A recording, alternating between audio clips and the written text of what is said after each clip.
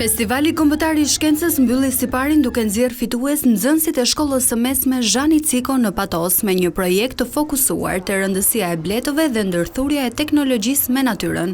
Projekti u vlerësua për qasjen inovative dhe mesazhin e tij mbi qëndrueshmërinë dhe mbrojtjen e mjedisit. Kryeministri Edi Rama u ftua të dorëzojë çmimin e vendit të parë. E fiton shkolla Zhani Ciko.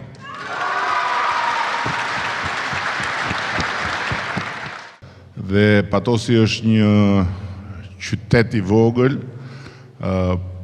por ky çmim i parë tregon atë çka kjo kohë e teknologjisë ka sjell për të gjithë, pavarësisht pozicionit tyre gjeografik, pavarësisht nëse jetojnë në një shtet të madh apo të vogël, pavarësisht nëse jetojnë në një qendër apo në një periferi, mjafton dia, mjafton fuqia e ëndrrës dhe mjafton vullneti së bashku me një smartphone apo një kompjuter për të sunduar fatin edhe për të ndryshuar botën.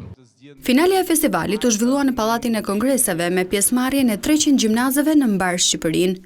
6.000 nxënës kanë marrë pjesë dhe kanë vrarë mendjen duke përkthyer dijet e tyre që keni marrë në shkencë në projekte të bukura bashkë me mësuesët, edhe ajo që më ka pëlqyer është që gara s'ishte vetëm mes nxënësve, kam parë një garë të jashtëzakonshme mes mësuesve të matematikës, të fizikës, të informatikës, të biologjisë, të shkencave. Sinqerisht duhet t'ju themi faleminderit nxënësve që na injektuan këtë energjinë dhe adrenalinën e garës, sepse kemi të gjithë nevojë për të. Më ka pëlqyer që gara s'ishte vetëm e shkollave, vetëm e nxënësve, kam parë garë mes kryetarëve të bashkive. Unë ju falenderoj që nuk më keni hyrë mik për asnjë prej projekteve, por ju kam parë dhe ju kam ndjekur që keni qenë pranë nxënësve të bashkive tuaja edhe në prezantime dhe në gara dhe në mbështetje. Kjo nismë e mbështetur nga Ministria e Arsimit e shndroi shkollën në një hapësirë që nxit krijimtarinë dhe inovacionin, duke inkurajuar të rinjtë të zbatojnë njohuritë në praktik dhe në mënyrë të pavarur, si dhe të forcojë bashkëpunimin mes arsimit parauniversitar, universiteteve dhe sektorit privat.